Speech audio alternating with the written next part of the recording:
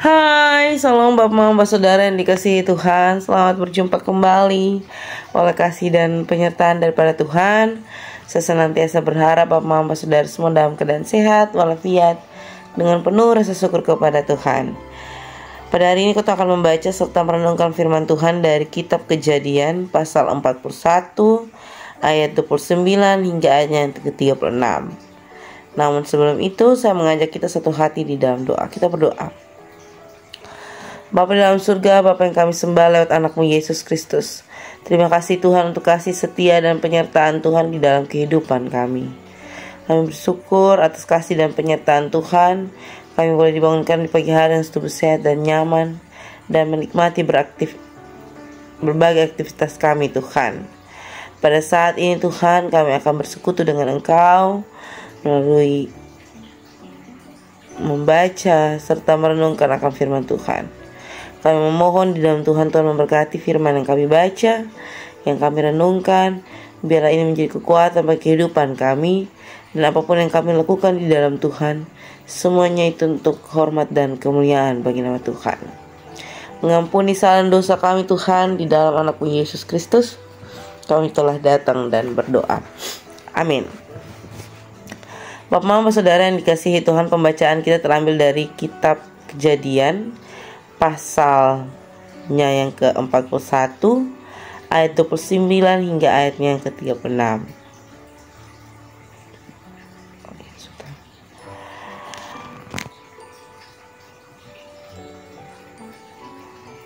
Pembacaan kita terambil dari kitab Kejadian pasal 41 ayat 29 hingga ayatnya yang ke-36.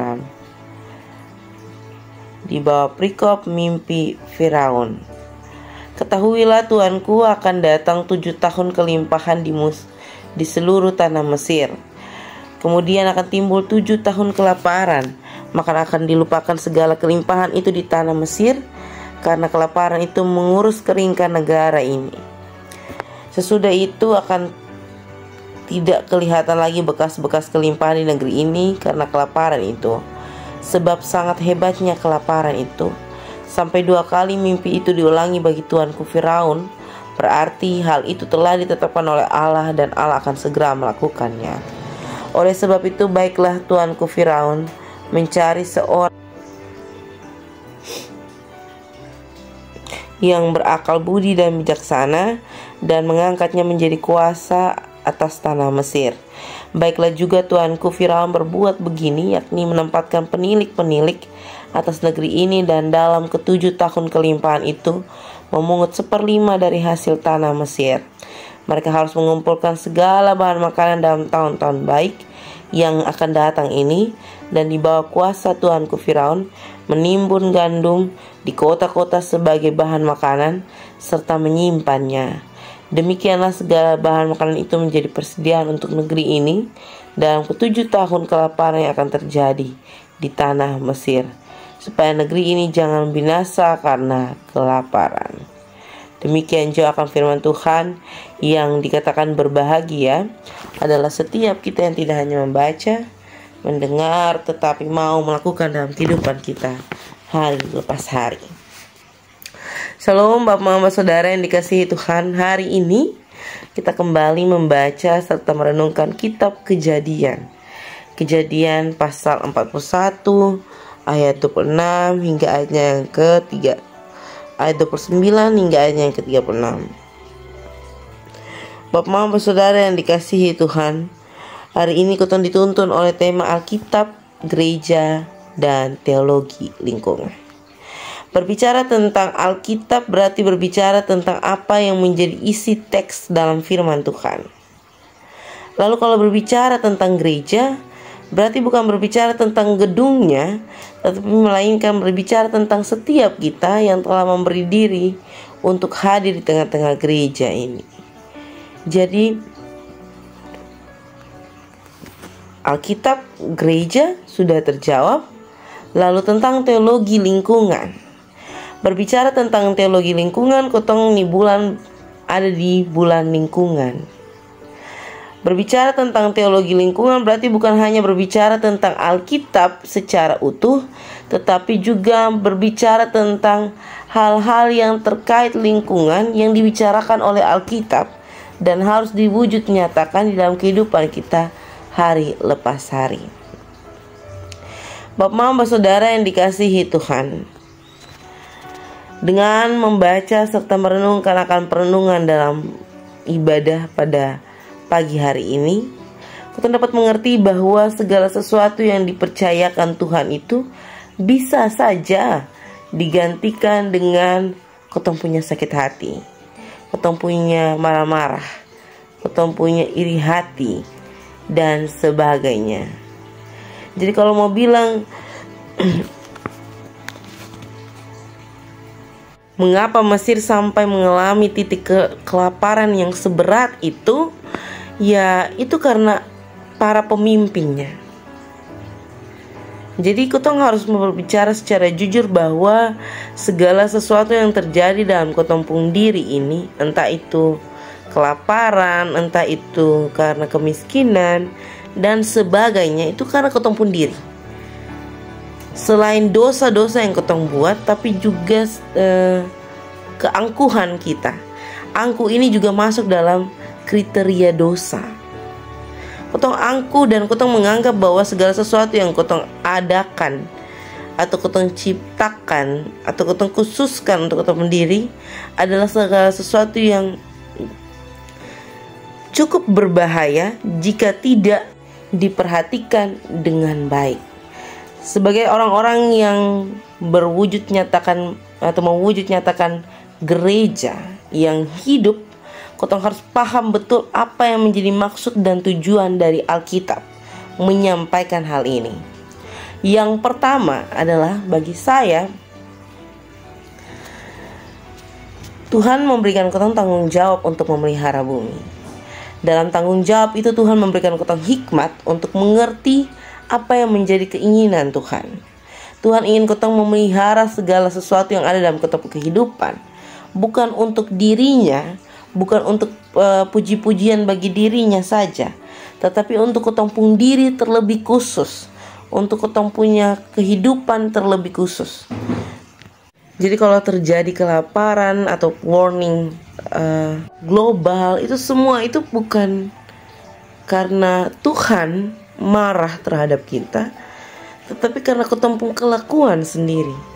Jadi Tuhan itu telah mempercayakan segala sesuatu dalam kotong kehidupan.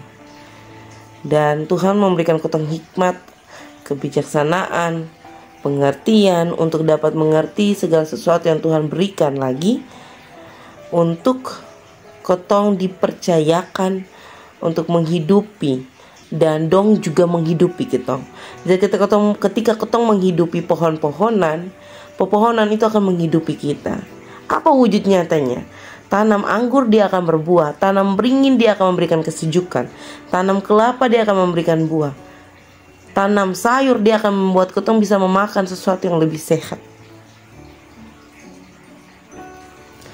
Kalau kotong tidak merawat lingkungan, bagaimana teologi lingkungan itu kotong dapat lakukan? Atau kotong wujud nyatakan, atau kotong hanya sekedar mendengarkan apa yang menjadi firman Tuhan? Lalu apa wujud nyatanya dari Alkitab, gereja, dan teologi lingkungan? Seharusnya gereja, Alkitab, dan teologi lingkungan itu diwujud nyatakan melalui gereja itu. Gereja itu adalah kita. Kita jangan sampai di titik kelaparan.